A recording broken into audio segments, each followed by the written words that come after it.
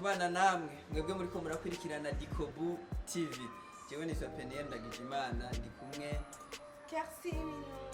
Imeze neza? Okay. Tubasabe mugire subscribe kuri channel yacu ya YouTube kugira ngo muze muraronka update zimeze neza cyane.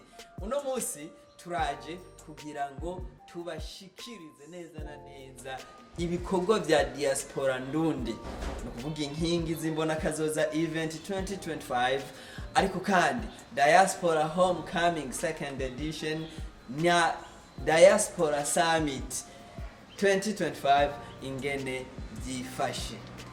Kesi Bamaze kubona aho tugeze? Tugeze ku ntambwe ishimishije cyane, na cyane cyane mu gikorwa cy'inkingi z'imbona kazoza nuko ni naco kiza imbere y'ibikorwa byose, tugeze ku indi ntambwe ishimishije cyane gose, aho ubona ko abantu bariko barabandanya biyandikisha, kandi igikorwa cyo kwiyandikisha kiracabandanya, twarabongeye iminsi cyane cyane abantu bo mu ntara ya Buhumuza.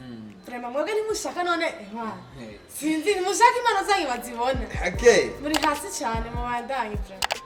Nuko Kersi nkuko bivuze, igikorwa c'inkingi z'imbona kazoza event nico gikorwa kiri imbere gusumba ibindi, kuko ni naco cimirije, kuko ni naco kiri imbere y'ibindi. Diaspora homecoming izoba kuri grande finale ya inkingi z'imbona kazoza event, hama umwiherero nawo uzoba inyuma. Kubw'ivyo rero ntitubisubiramo cyane, utembereye kuri no YouTube yacu uraza kubona icyari cy'inkingi z'imbona kazoza, uraza kubona ku kiganiro baragikoze. Ariko duciye ku mayange, ni higanwa ryo kurondera abanyempano bashobora gushigikira Uburundi bakoresheje impano zabo ku mbona kazoza ya 2040 nk'igihugu cyifashe, 2060 nk'igihugu giteye imbere. Ni kategori zitanu, hariho abakino tureresi, hariho abivuga amazina arivyo vyese, hariho abaririmba, hariho abacapa sogo,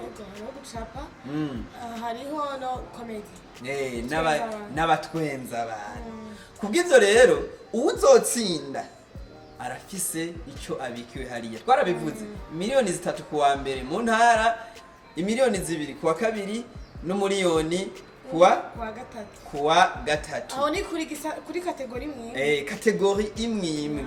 Kubw'ivyo rero hariya ku munsi wa gatanu no munsi wa gatandatu, diaspora ndundi yari yateguye tuyite ihugurwa.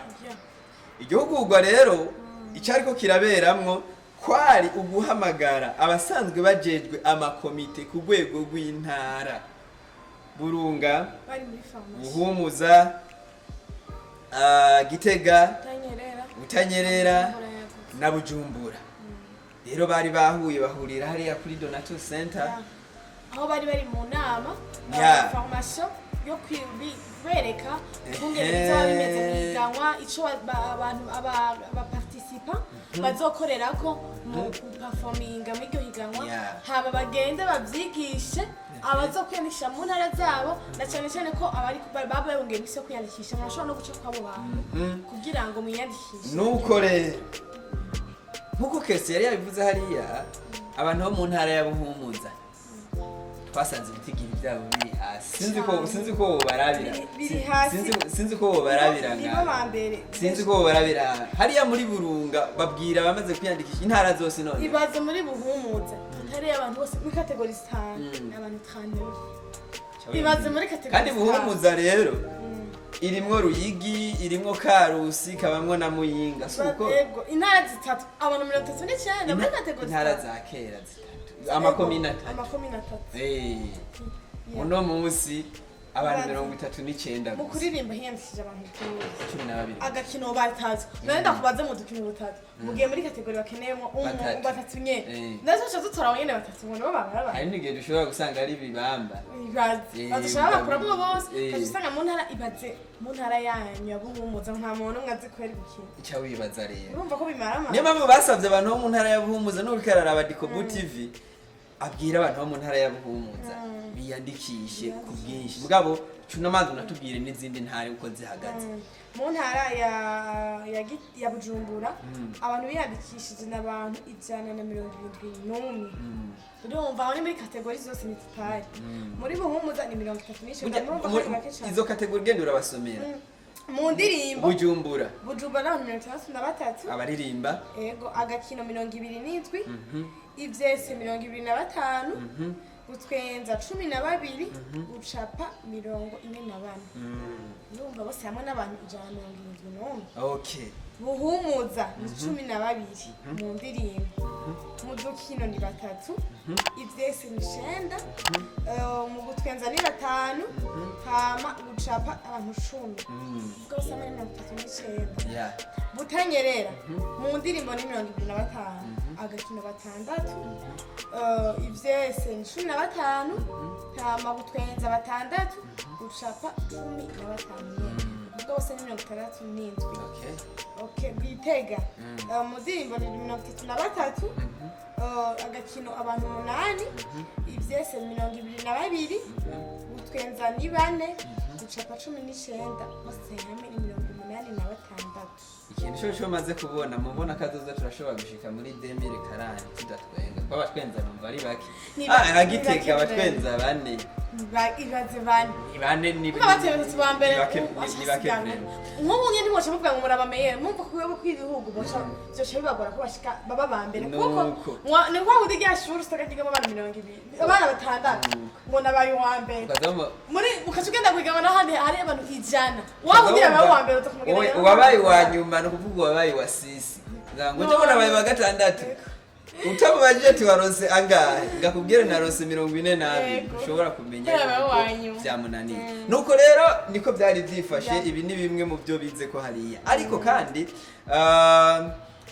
baranagarutse baravuga ko babona ibijanye n'inkingi zimbona kazoza event ikimbiro kiza cyane baranemera yuko bagiye gukora uko bashoboye kose kugira ngo bishobore kumenyekana abantu babimenye nuko rero kwiyandikisha biracyabandanya ntihagire utiyandikisha hari kuri iriya nimero y'77 115 iyo niyo nimero ushobora kwiyandikisha ko naho wandika ubutumwa bugufi busanzwe ukandika uti ndinaka ndahanaka nifuza guhiganwa mu nkingi zimbona kazoza mu gucapa canke mu kuririmba canke mu vyese byose bivanye na kategori cyane ko imisi ikiragenda kuko batwama dutangura rero 16 no ihiganwa rizotangura mu ntara zitandukanye kandi mwenye yo kwitegura twareba hayi vraiment barababwiye ni ico muzofatira ko mu gutwenza abantu cyangwa bari mu kuririmba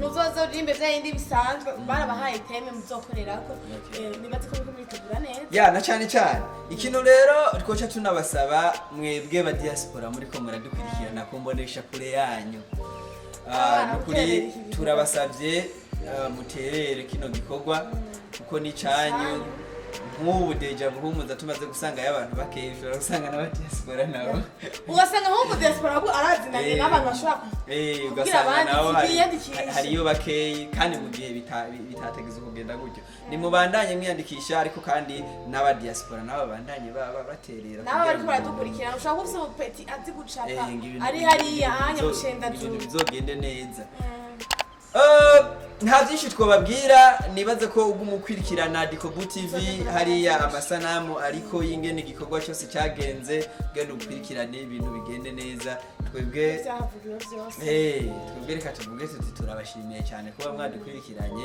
twese arakajambo babwira hari abana mwubaho cyane nuko mugire subscribe mugasharinga kugira ngo n'abagenzi bayo babona bishashe tugenda turabaha ama update agezweho kandi muzasanga turi kuri Dikobu TV. Les amis, ciao mubandanye mukurikirana Dikobu TV twebwe turi kumwe kugeza ku mpera turabakunda cyane zano ma evenement yose merci Diaspora da Izindi